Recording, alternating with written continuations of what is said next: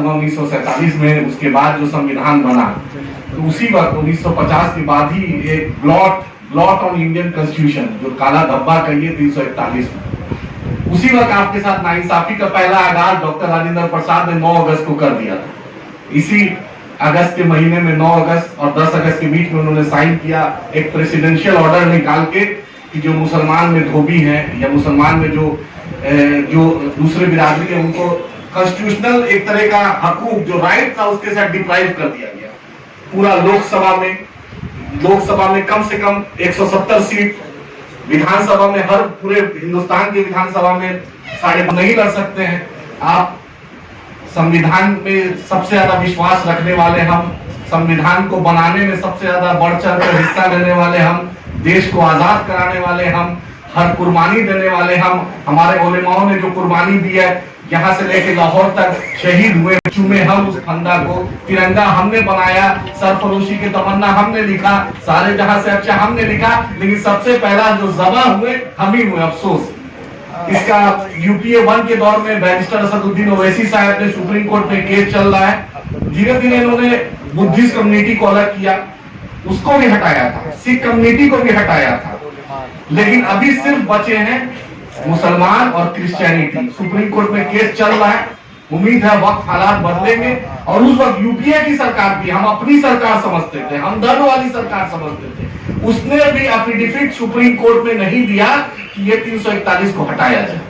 और उसमें बहुत अहम रोल AK एंथोनी साहब का रहा, जो मुस्लिम लीग के मदद से राज्यसभा जाते हैं और मुस्लिम लीग की मदद से सियासत करते हैं। वीरप्पन मोइली साहब का रहा, प्रणब मुखर्जी जी का रहा, बहुत एक्टिव रोल रहा है इन लोग का, जिसके चलते ये 341 अभी तक हमारे पर एक तरह का ब्लैक स्पॉट है।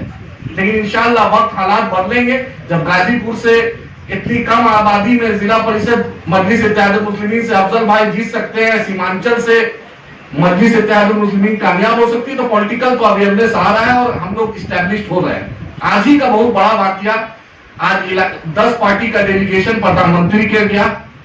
आज जो बैरिस्टर असदुद्दीन ओवैसी साहब ने 16 अगस्त को जो बीज बोया था, आज उसका एक तरह का पेड़ आज नेशनल लेवल पे उस पेड़ का फल देखने को मिला। आप बताइए कि सब पार्टी था, राजद से भी लोग गए थे, कांग्रेस से भी गए थे, जदयू से भी गए थे, वीआईपी से भी गए। आपकी नुमाइंदगी अगर किसी ने किया तो उसका नाम अख्तर ईमान साहब है, उसका नाम MIM।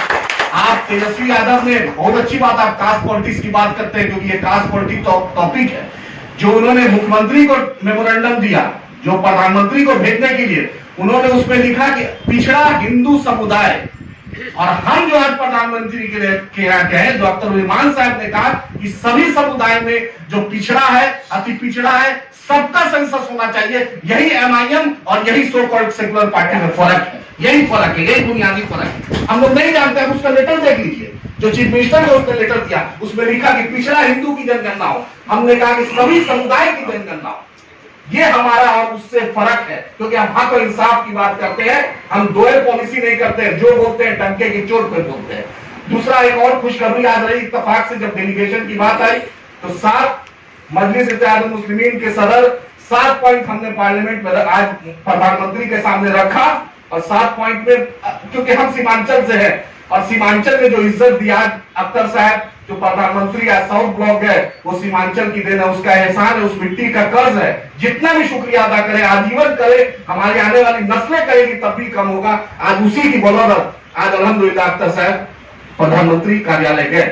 तो लेकिन वहां भी हक करके कास्ट सेंसस जरूर रखिएगा, बहुत अच्छे से रखिएगा, क्योंकि वो पार्लियामेंट में उठाए नहीं थे। आपने देखा 341 वाला मुद्दा, सुरजापुरी रिजर्वेशन का मुद्दा, तो आज हमने सीमांचल स्पेशल स्टेटस का भी प्रधानमंत्री के यहाँ रख दिया, हमने सीमांचल इकोनॉमिक पैकेज का भी प्रधानमंत्री के यहाँ रख दिया, हमने पूर्णिया एयरपोर्ट का भी प्रधानमंत्री के यहाँ रख दिया, हमने अलीगढ़ को नहीं भूला, हमने अलीगढ़ मुस्लिम यूनिवर्सिटी किशनगंज कैंपस को भी फंड देने के लिए आज प्रधानमंत्री को आज दावत दे दी कि भाई ये भी मामला है। हमने सुरजापुरी बिरादरी को सेंट्रल कमेटी में, यानी सेंट्रल गवर्नमेंट में उसका OBC लिस्ट में जोड़ने के लिए वो भी आज हमने वो प्रधानमंत्री को दे दिया। उसके बाद हमने बोला कि आप इकोनॉमिक पैकेज भी उस इलाके को दीजिए, क्योंकि जितना भी इंपेरिकल डाटा हो, चाहे नीति आयोग हो, चाहे NSS सैंपल हो, हाँ NSS सैंपल हो, इस पर भी हमने प्रधानमंत्री को बोला कि आप आइए सीमांचल, हम दावत देते हैं, आप देखिए वहां की बुंदेलखंड का हाल, विदर्भ का हाल आपको दिखता है, लेकिन सीमांचल जो नॉर्थ ईस्ट को जोड़ता है, नागपुर की नारंगी जा रही है आसाम, नागपुर की नारंगी मणिपुर जा रही है, रास्ता में रही है, लेकिन अफसोस हमारे इलाके को नहीं मिलता है। तो हमने बोला कि उस इलाके को अब एक क़यादत खड़ी हो गई है, आपको देना पड़ेगा। और दूसरी एक बहुत अहम जुडिशियल पॉइंट से, रांची में 300 किलोमीटर पर हाईकोर्ट बेंच था, अच्छी बात है। महाराष्ट्र में औरंगाबाद बेंच है, नागपुर बेंच है, बहुत अच्छी बात है, इस्तेमाल करते हैं, लेकिन आपको पूर्णिया को भी हाई कोर्ट बेंच देना पड़ेगा।